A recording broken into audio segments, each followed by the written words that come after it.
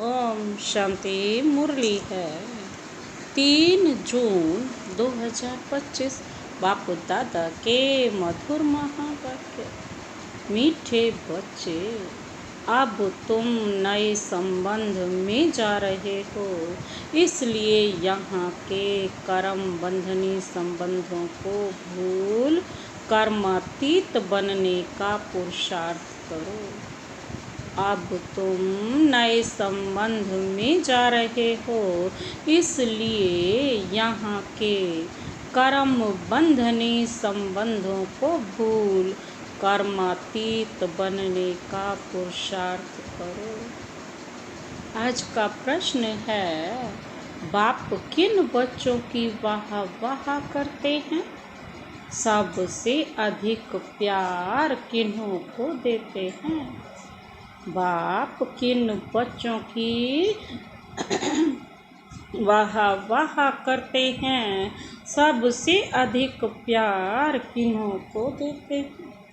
बाबा ने उत्तर दिया, बाबा गरीब बच्चों की वाह वाह करते हैं। वाह गरीबी वाह। आराम से 2 रोटी खाना है, हवच नहीं, लालच नहीं। गरीब बच्चे बाप को प्यार से याद करते।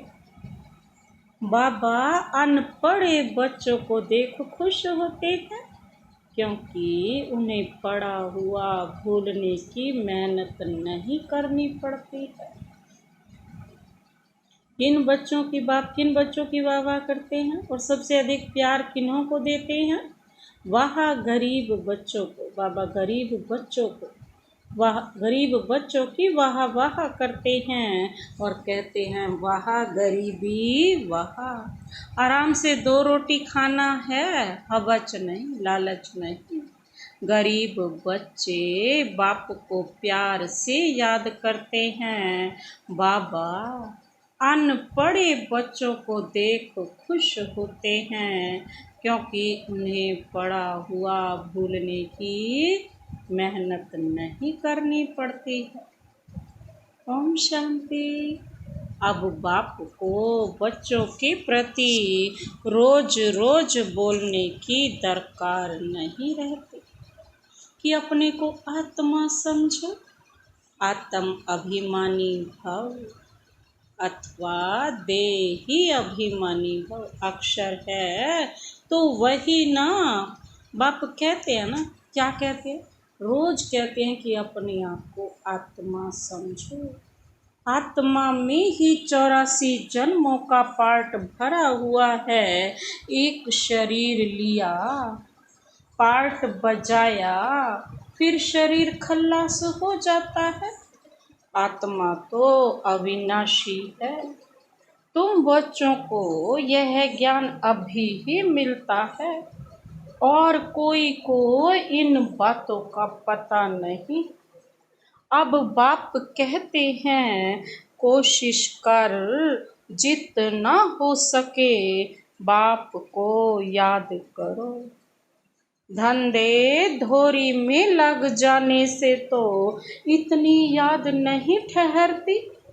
गृहस्थ व्यवहार में रहकर कमल फूल समान पवित्र बनना है। बाबा कहते हैं, गृहस्थ व्यवहार में रहकर क्या करना है? कमल फूल समान पवित्र बनना है। फिर जितना हो सके मुझे याद करो। ऐसे नहीं कि हमको निष्ठा में बैठना है। निष्ठा अक्षर भी रॉन्ग है, वास्तव में है ही याद। कहाँ भी बैठो बाप को याद करो। बाबा कहते, माया के तूफान तो बहुत आएंगे, तूफान बहुत आएंगे। कोई को क्या याद आएगा, कोई को क्या। तूफान आएंगे जरूर, फिर उस समय उनको मिटाना पड़ता है कि ना आए। यहाँ बैठे बैठे भी माया बहुत तंग करती रहेगी। यही तो युद्ध है। जितने हल्के होंगे उतने बंधन कम होंगे। पहले तो आत्मा निर्बंधन है, जब जन्म लेती तो माँ बाप में बुद्धि जाती है। बाबा क्या कहते, जब जन्म लेती तो माँ बाप में बुद्धि जाती है। फिर स्त्री को एडॉप्ट करते हैं।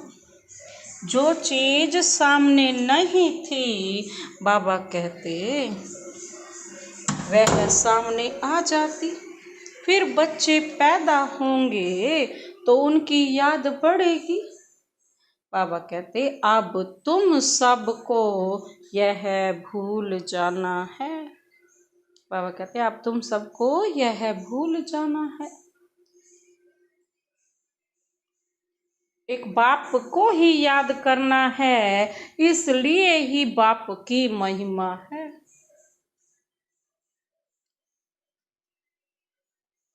तुम्हारा माता पिता आदि सब कुछ वही है, उनको ही याद करो।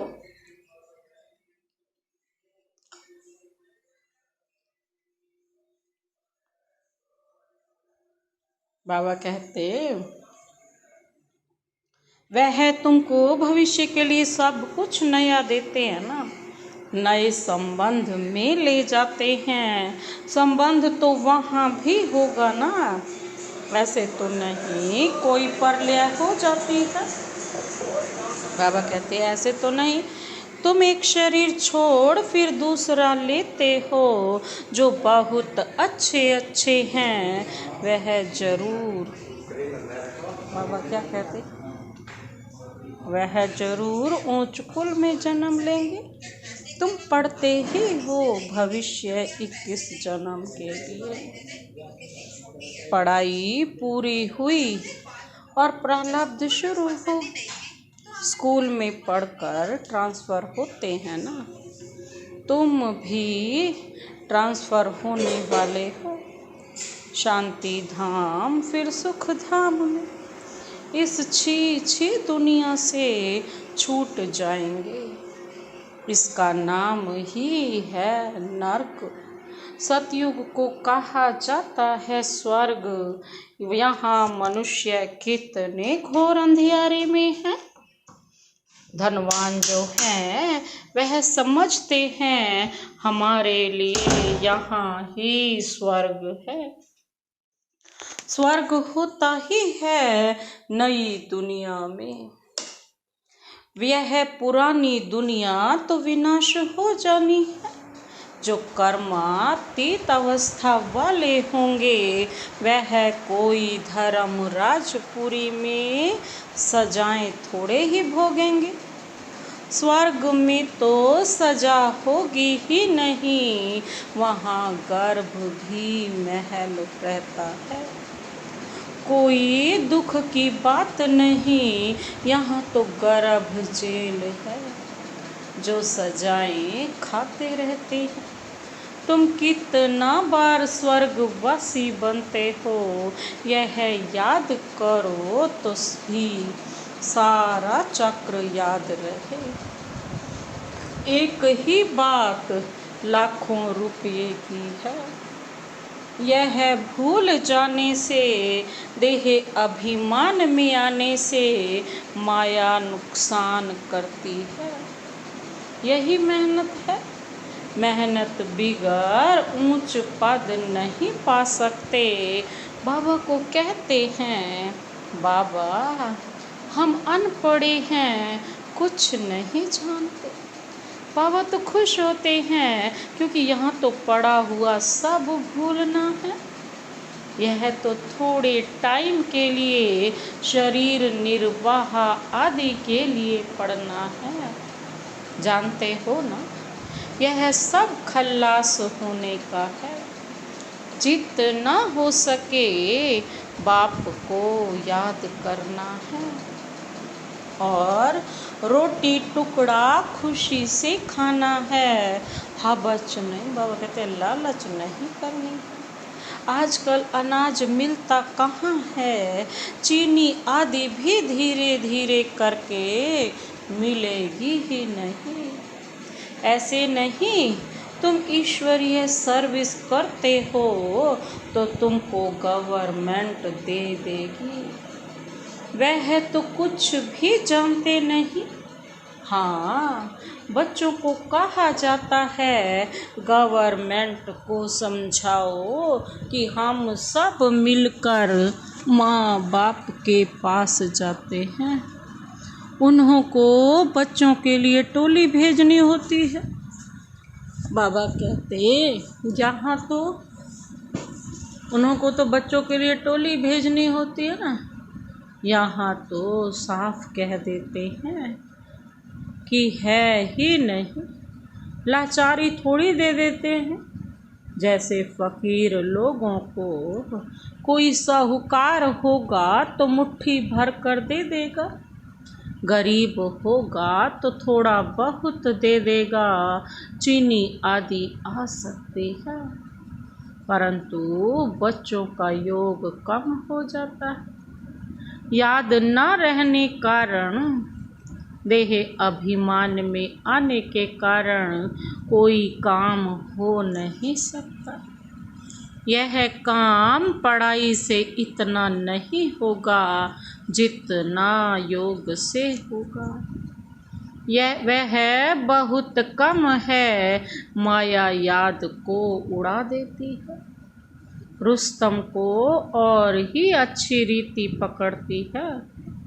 अच्छे अच्छे फर्स्ट क्लास बच्चों पर भी बाबा क्या कहते हैं, ग्रहचारी बैठती है। ग्रहचारी बैठने का मुख्य कारण योग की कमी है। ग्रहचारी के कारण ही नाम रूप में फंस मरते हैं। यह बड़ी मंजिल है। अगर सच्ची मंजिल पानी है तो याद में रहना पड़े। बाप कहते हैं ध्यान से भी ज्ञान अच्छा, ज्ञान से याद अच्छी। ध्यान से जास्ती जाने से माया के भूतों की प्रवेशता हो जाती है। ऐसे बहुत हैं जो फालतू ध्यान में जाते हैं, क्या क्या बोलते हैं उन पर विश्वास नहीं करना। ज्ञान तो बाबा की मुरली में मिलता रहता है। बाप खबरदार करते रहते हैं, ध्यान कोई काम का नहीं है। बहुत माया की प्रवेशता हो जाती है, अहंकार आ जाता है। ज्ञान तो सबको मिलता रहता है। ज्ञान देने वाला शिव बाबा है। मम्मा को भी यहाँ से ज्ञान मिलता था ना, उनको भी कहेंगे मन मना भव। बाप को याद करो, दैवी गुण धारण करो। अपने को देखना है, हम दैवी गुण धारण करते हैं। यहाँ ही दैवी गुण धारण करने हैं। कोई को देखो, अभी फर्स्ट क्लास अवस्था है, खुशी से काम करते, घंटे के बाद क्रोध का भूत आया खत्म। फिर स्मृति आती है, यह तो हमने भूल की, फिर सुधर जाते हैं। घड़ी घड़ी के घड़ियाल बाबा कहते, बाबा पास बहुत हैं। अभी देखो बड़े मीठे, बाबा कहेंगे ऐसे बच्चों पर तो कुर्बान जाऊं। घंटे बाद फिर कोई न कोई बात में बिगड़ पड़ते। क्रोध आया, सारी की कमाई खत्म हो गई। अभी अभी कमाई, अभी अभी घाटा हो जाता। सारा मदार याद पर ही है। ज्ञान तो बड़ा सहज है, छोटा बच्चा भी समझा ले।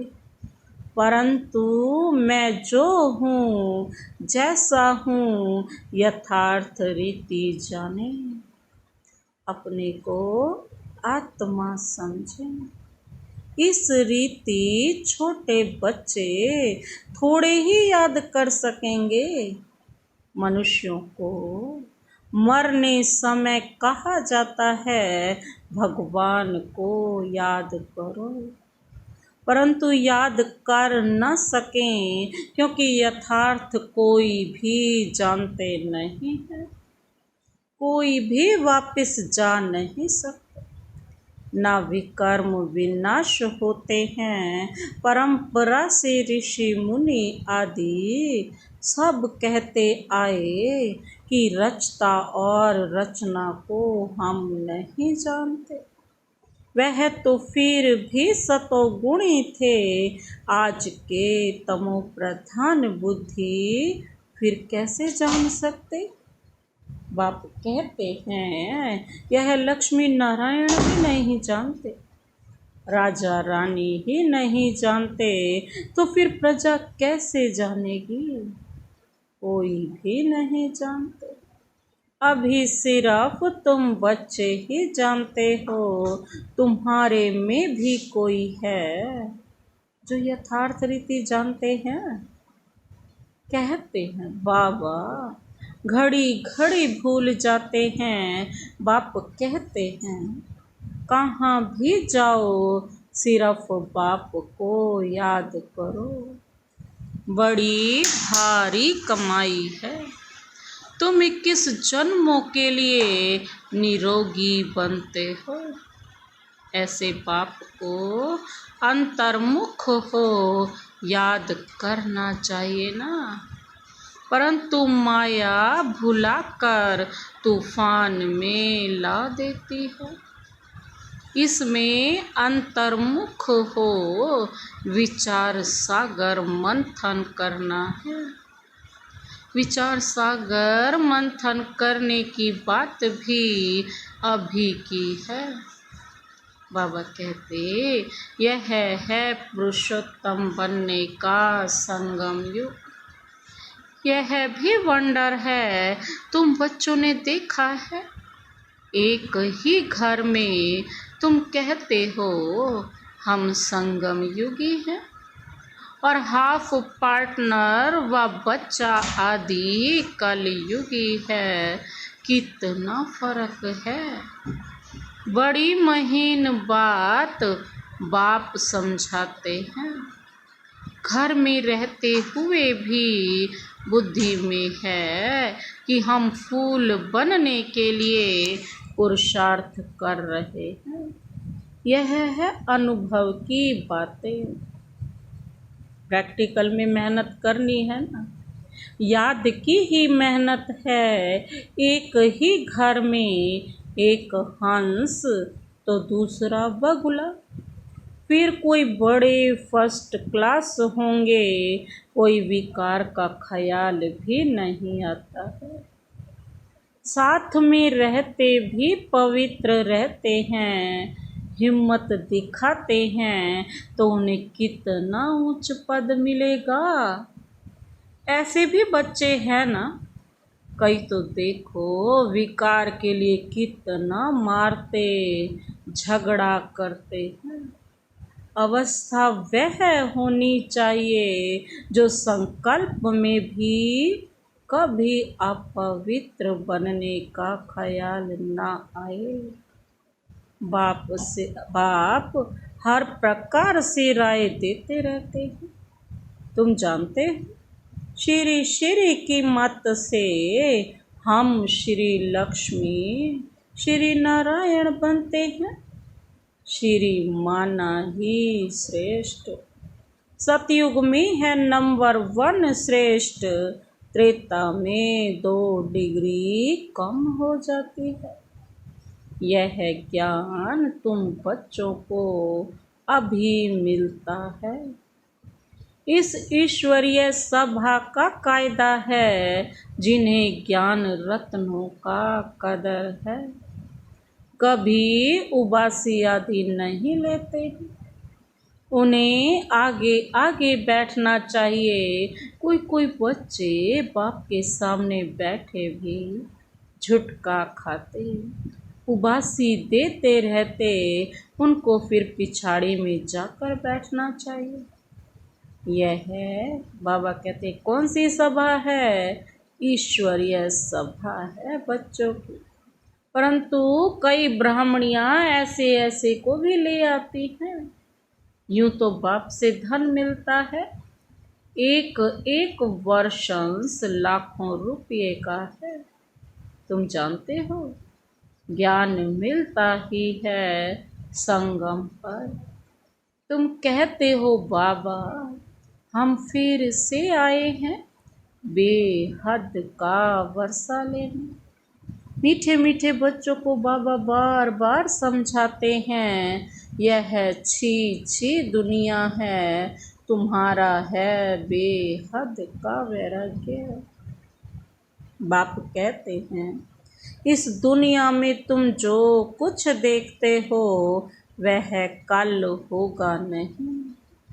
मंदिरों आदि का नाम निशान ही नहीं रहेगा। वहाँ स्वर्ग में उन्हों को पुरानी चीज देखने की दरकार नहीं। यहाँ तो पुरानी चीज का कितना मूल्य है। वास्तव में कोई चीज का मूल्य नहीं है सिवाय एक बाप के। बाप कहते हैं मैं ना आऊं तो तुम राजाई कैसे लो? जिनको मालूम है वही आकर बाप से वर्षा लेते हैं। इसलिए कोटों में कोई कहा जाता है। कोई भी बात में बाबा कहते हैं संशय नहीं आना चाहिए। भोग आदि के भी रस्म रिवाज है, इनसे ज्ञान और याद का कोई कनेक्शन नहीं है और कोई बात से तुम्हारा ताल्लुक नहीं। सिर्फ दो बातें हैं, अलफ और बे। बादशाही, अलफ तो भगवान को कहा जाता है ना, बे मतलब बादशाही। अंगुली से भी ऐसा इशारा करते हैं ना, आत्मा इशारा करती है ना। बाप कहते हैं भक्ति मार्ग में तुम मुझे याद करते हो, तुम अब मेरे आशिक हो, तुम सब मेरे आशिक हो। बाबा तो एक माशूक है ना। यह भी जानते हो बाबा कलप कलप आकर सब मनुष्य मात्र को दुख से छुड़ाए शांति और सुख देते हैं। तब बाबा ने कहा था कि सिर्फ यह बोर्ड लिख दो कि विश्व में शांति बेहद का बाप कैसे स्थापन कर रहे हैं। सो आकर समझो, एक सेकंड में विश्व का मालिक 21 जन्म लिए बनना है तो आकर समझो। घर में बोर्ड लगा दो, 3 पैर पृथ्वी पर, तुम बड़े से बड़ी हॉस्पिटल यूनिवर्सिटी खोल सकते हो। याद से 21 जन्म लिए निरोगी और पढ़ाई से स्वर्ग की बादशाही मिल जाती। प्रजा भी कहेगी कि हम स्वर्ग के मालिक हैं। आज मनुष्यों को लज्जा आती है क्योंकि नरकवासी हैं। खुद कहते हैं हमारा बाप स्वर्गवासी हुआ। बाप स्वर्गवासी हुआ तो तुम कौन हो? नरकवासी हो ना। जब मरेंगे तो स्वर्ग में जाएंगे। कितनी सहज बात है। मरना कैसे है? जीते जी मरना है। अच्छा काम करने वाले के लिए खास कहते हैं ना, यह बहुत महादानी था। यह स्वर्ग गया परंतु जाता कोई भी नहीं है।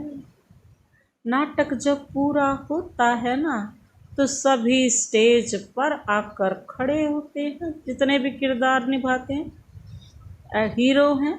यह लड़ाई भी तब लगेगी जब सभी एक्टर्स यहाँ आ जाएंगे, फिर लौटेंगे। शिव की बारात कहते हैं ना, शिव बाबा के साथ सभी आत्माएं जाएंगी। मूल बात अभी 84 जन्म पूरे हुए, अब इस जुत्ती को छोड़ना है। जैसे सर्प पुरानी खाल छोड़ नई लेते हैं, तुम नई खाल सतयुग में लेंगे। श्री कृष्ण कितना खूबसूरत है, कितनी उसमें कशिश है। फर्स्ट क्लास शरीर है, ऐसे हम लेंगे। कहते हैं ना, हम तो नारायण बनेंगे, यह तो सड़ी हुई छी छी खाल है। यह हम छोड़ कर जाएंगे नई दुनिया में। यह याद करते खुशी क्यों नहीं होती, जब कहते हो हम नर से नारायण बनते हैं। इस सत्यनारायण की कथा को अच्छी रीति समझो। जो कहते हो वह करके दिखाओ, कहनी करनी एक चाहिए। धंधा आदि भी भल करो, बाप कहते हैं हाथों से काम करो। दिल बाप की याद में रहे, जितनी जितनी धारणा करेंगे उतना तुम्हारे पास नॉलेज की वैल्यू होती जाएगी। नॉलेज की धारणा से बाबा कहते तुम कितने धनवान बनते हो। यह है रूहानी नॉलेज। तुम आत्मा हो, आत्मा ही शरीर से बोलती है, आत्मा ही ज्ञान देती है, आत्मा ही धारण करती है। आत्मा ही शरीर से बोलती है, आत्मा ही ज्ञान देती है, आत्मा ही धारणा करती है। अच्छा, मीठे मीठे सिक्के लधे बच्चों प्रति मात पिता बाप दादा का याद प्यार और गुड मॉर्निंग। रूहानी बाप की रूहानी बच्चों को नमस्ते। हम रूहानी बच्चों की रूहानी बाप दादा को नमस्ते नमस्ते नमस्ते, गुड मॉर्निंग। शुक्रिया बाबा, शुक्रिया। धारणा के लिए मुख्य सार है, पहला पॉइंट है इस पुरानी दुनिया की पुरानी चीज़ों को देखते हुए भी नहीं देखना है। इस पुरानी दुनिया की पुरानी चीज़ों को देखते हुए भी नहीं देखना। नर से नारायण बनने के लिए कहनी करनी एक समान बनानी। जो कहा वो किया, एक समान होना चाहिए। दूसरा पॉइंट है अविनाशी ज्ञान रत्नों का कदर रखना है। यह बहुत बड़ी कमाई है, इसमें उबासी या झुटका नहीं आना चाहिए। नाम रूप की ग्रहचारी से बचने के लिए याद में रहने का पुरुषार्थ करना है।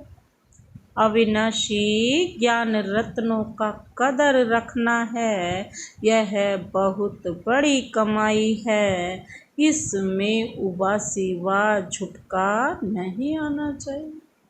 नाम रूप की ग्रहचारी से बचने के लिए याद में रहने का पुरुषार्थ करना है।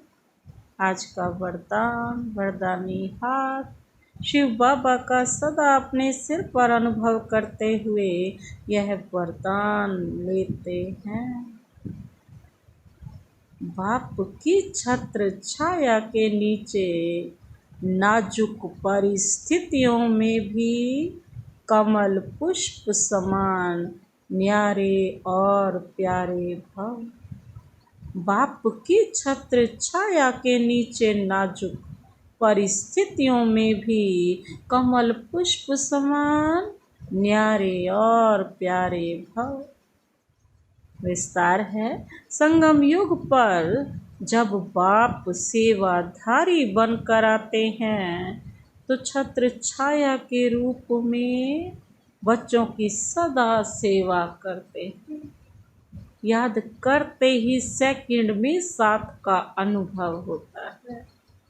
यह याद ही छत्र छाया कैसी भी नाजुक परिस्थितियों में कमल पुष्प के समान न्यारा और प्यारा बना देती है।